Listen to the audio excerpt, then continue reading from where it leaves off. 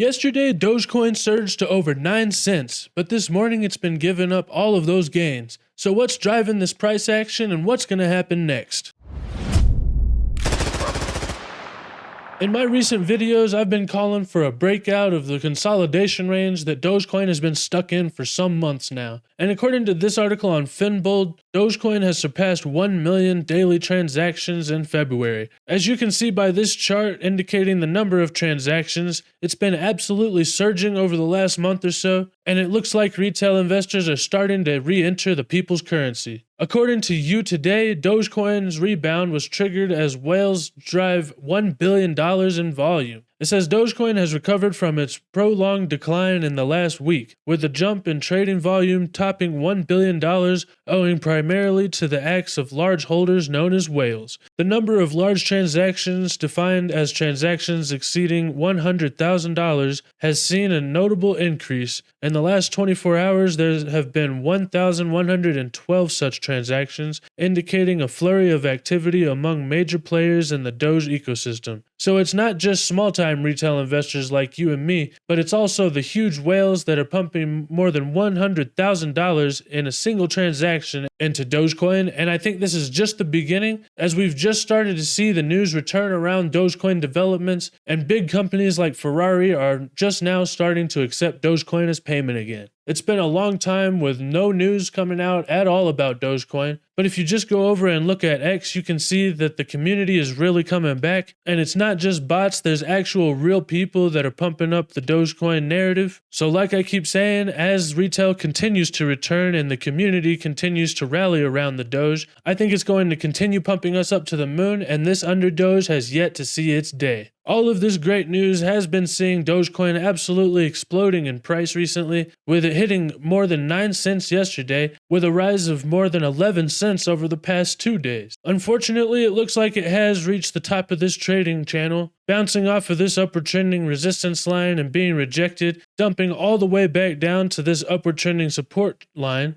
And as long as this holds, I think it's going to continue looking bullish, and we might actually come back up to the top of this range. But this was kind of to be expected, because we did have this bull flag that played out actually pretty perfectly, because if I take the length of the flagpole here and extend it from the breakout point, you can see that it pretty much exactly hit this price target of about 9.1 cents, and you can't really ask for much better than that before the price has to come back down and find some level of support. Fortunately though, if I back out here to the daily chart, you can see that we have recently just broken out of this other huge bullish flag right here, and this one actually has a price target of about 12.5 cents, so I'm still waiting on us to fill this out. And I think that as long as we do hold this level of support at this upward trending support line back here on the hourly chart, then we're still probably in for the rest of this pump to the upside as the Dogecoin price fills out that bull flag and hopefully continues higher after that. But what's been causing it to actually retrace like this? Well, yesterday we did get a little bit of bad news.